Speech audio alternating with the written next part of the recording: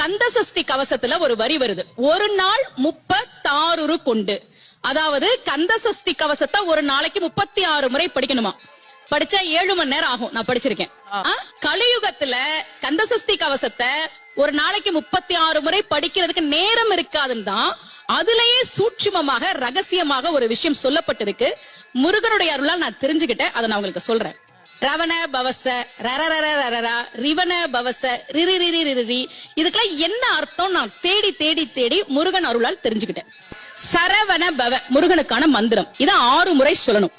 இப்ப சாவ தூக்கி பின்னாடி போட்டீங்கன்னா ரவண பவச, அத 6 முறை சொல்லணும். இப்ப ராவ தூக்கி பின்னாடி போட்டா வனப வசர, வாவ தூக்கி பின்னாடி போட்டா நபவ சரவ, இப்ப நாவ தூக்கி பின்னாடி போட்டா பவ சரவண, பாவ தூக்கி பின்னாடி போட்டா வசர வனப.